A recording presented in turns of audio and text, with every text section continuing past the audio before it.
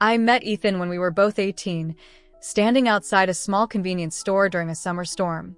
Lightning flashed above us while we shared the only dry spot under the awning, laughing at our bad luck. He had that soft, warm smile that made everything feel lighter, like the world slowed for just a moment. From that day on, he became a quiet constant in my life, someone I trusted without question. We grew up side by side, from awkward teenagers to young adults still figuring things out. Everyone assumed we would eventually end up together, and secretly, I believed that too. But life has a way of twisting the story right when you think you know the ending. Ethan and I spent countless evenings wandering our neighborhood, talking about dreams we were too afraid to say out loud. He wanted to pursue music, even though his father insisted it was a waste of time. I told him he should follow his heart, even if it led him far away from everything familiar. He always looked at me with a softness, like he saw something in me no one else ever noticed. Sometimes I wondered if he felt the same pull I felt, a quiet, lingering hope between every word. But neither of us dared to cross the line between friendship and something more. Instead, we lived in a comfortable, almost suspended in what-ifs. Then came Mia, the girl who transferred into our college during sophomore year. She was radiant, confident, with that effortless charm that made people turn their heads. When Ethan introduced her, I felt a strange flutter in my chest, a warning I pretended not to hear. She was kind to me, always smiling, always asking questions, never giving a reason to dislike her. But I noticed the way Ethan's eyes lingered on her a little longer than they used to linger on me. I pretended it didn't bother me, even though something deep inside whispered that everything was about to change. And for the first time, fear crept into the space where hope once lived. Ethan started canceling our usual weekend walks, sending apologetic messages that felt colder over time. He kept mentioning how fun Mia was, how she understood his passion for music better than anyone else. Every word felt like a tiny crack forming across the surface of my heart, even though I tried to hide it. I told myself I was being dramatic, that friendships evolve, that this was normal. But nights felt heavier, lonelier, filled with thoughts I didn't want to admit out loud. Whenever I saw them together, laughing, sharing moments that once belonged to us, something inside quietly broke. And still, I smiled, pretending I was fine. The day everything changed was a chilly afternoon in October, the sky covered with gray clouds.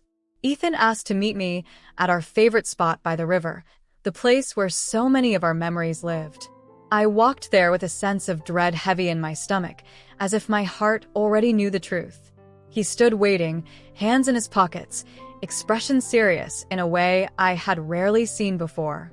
When he finally spoke, his voice trembled slightly, revealing the weight of what he was about to say. He told me he had feelings for Mia, that something between them had grown, something he couldn't ignore. And in that moment, my world shifted, quietly and painfully, without any dramatic sound. I felt my breath catch, not because I was surprised, but because I had seen it coming for weeks. Still, nothing prepares you for the moment the person you love chooses someone else. I swallowed hard, trying to keep my voice steady even as my heart pounded painfully. I told him I was happy for him, even though the lie tasted bitter on my tongue. He apologized again and again, unaware of the storm building behind my trembling smile. He said he cherished our friendship too much to lose it, as if those words could soften the blow. But right then, friendship felt like a consolation prize I never wanted. After that conversation, everything felt different, even when nothing had changed on the surface. The river kept flowing, the leaves kept falling, but inside me everything stood painfully still. I walked home with numb steps, forcing myself not to cry until I reached my room. Once the door closed behind me, the tears came fast and uncontrollably, shaking my entire body. It felt like I had lost something I never officially had, but deeply, desperately hoped for. The emptiness he left in his wake stretched into the corners of my life, impossible to ignore. And for the first time, I wondered if loving him had been a mistake. The weeks that followed were some of the hardest I had ever lived through. Everywhere I went, I saw echoes of him. Our jokes, our secrets, our past promises. Campus felt colder, the halls longer, each familiar place now carved with loss. Mia tried to include me in conversations, unaware of how her presence intensified my pain. I didn't hate her. She was never the villain. The real conflict lived inside my own heart. I tried distracting myself with classes, with friends, with anything that kept me moving. But each night ended the same way, with me missing the boy who had chosen someone else. Ethan, for his part, tried to stay close, texting me little updates or inside jokes. But every message felt like reopening a wound that was already struggling to heal. Eventually, I began responding less, creating distance the only way I knew how. He noticed, of course, sending longer messages asking if I was okay, saying he missed our old bond. I wanted to scream that he had broken it, that he had chosen another future without me in it. But instead, I simply typed that I needed time because it was the only truth I could manage. And so the space between us grew, quiet and unmistakable. Winter arrived, covering the city in soft layers of snow that muffled every sound. I buried myself in work, trying to find purpose in the silence Ethan left behind. Some days were easier. On others, grief hit me in unexpected waves. I kept wondering if things might have been different had I confessed earlier. Maybe timing had betrayed me, or maybe he was never mine to begin with. Still, in the coldest moments, I held on to the memories that once felt warm. Even if he belonged to someone else now, a part of me still belonged to him. By spring, life had pushed me forward even when my heart lagged behind painfully. I joined new clubs, spent more time with classmates, and forced myself into new routines. Slowly, I rediscovered pieces of myself that had nothing to do with Ethan at all. Yet sometimes, I still caught myself searching for him in crowded halls out of habit. When I did see him, he always smiled warmly, but his eyes held a question I never answered. He looked happy, but there was a softness in him that seemed weighed by unspoken regret. We were close enough to greet each other, yet too far to truly speak. One afternoon, Mia approached me in the library with a nervous smile. She sat across from me, folding her hands as if preparing for a difficult conversation. She admitted she knew something felt broken between Ethan and me, and it bothered her. Her voice was gentle, sincere, carrying no trace of jealousy or competition. She told me she admired our history, that she never wanted to come between us. Her kindness made something inside me ache because she was everything I wasn't prepared for. And in that moment, I realized she, too, was caught in something she never meant to cause. After Mia left, I sat in silence, staring at the open book I could no longer focus on. It struck me then that this love triangle had no villains, only people with fragile hearts. Ethan had chosen her, yes, but not out of malice, only out of sincere, complicated emotion. I had spent months hurting, but I had never truly blamed him. I blamed fate instead. Maybe our story was meant to teach me strength rather than deliver a perfect romance. Or maybe I needed to learn how to let go gracefully, without bitterness. For the first time, acceptance washed over me, gentle and bittersweet. Later that week, Ethan found me sitting alone on a bench outside the music building. He approached slowly, as if unsure whether he was welcome, and sat beside me cautiously. The spring breeze carried faint guitar notes from a nearby practice room. He apologized again, not for choosing Mia, but for hurting me unintentionally. His voice shook slightly as he admitted he missed the version of us that once felt unbreakable.